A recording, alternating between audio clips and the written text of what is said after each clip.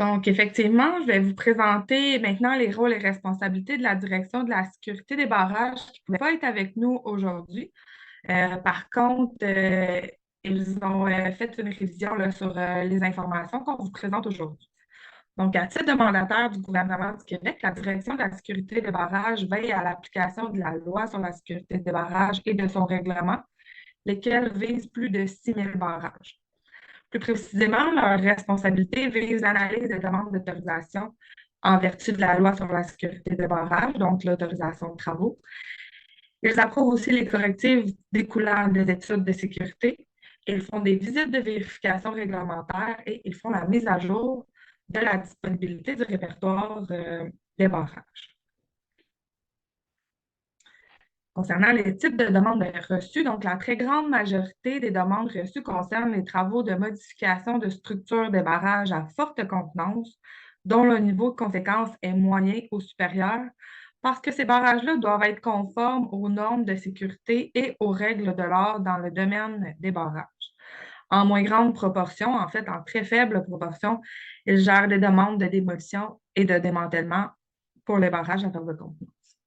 Dans tous les cas, en vertu de la loi sur la sécurité des barrages, une demande d'autorisation est requise avant la mise en œuvre des travaux de construction, de modification et de démantèlement. Donc, encore une fois, concernant le nombre des demandes, le nombre de demandes pour les barrages à faible contenance est très faible et ils ne reçoivent aucune demande pour les petits barrages. Concernant les demandes d'autorisation, maintenant, le contenu détaillé d'une demande d'autorisation de travaux pour un barrage à forte contenance est disponible au règlement sur la sécurité des barrages aux articles 57 à 59. La firme d'ingénieurs mandatée par le propriétaire doit traiter l'ensemble des éléments exigibles relevant de la sécurité du barrage, donc les normes minimales de sécurité et les règles de l'art. Concernant le plan de gestion des eaux, l'avis doit être transmis au ministère pour ceux qui sont visés par cette mesure-là. Pour un barrage à faible conteneur, les barrages à faible contenance, il s'agit seulement d'une demande de déclaration de travaux dont le formulaire est disponible sur le site Internet du ministère. La direction de la sécurité des barrages ne reçoit pas les plans, ni les devis, ni la documentation technique qui sont reliés au projet. La demande doit toutefois être complétée par l'ingénieur responsable du projet. Et pour les petits barrages, les travaux ne sont pas assujettis, encore une fois, à la loi sur la sécurité des barrages. Donc, pour leur direction, la sécurité du barrage est le seul élément à considérer dans l'attribution des autorisations.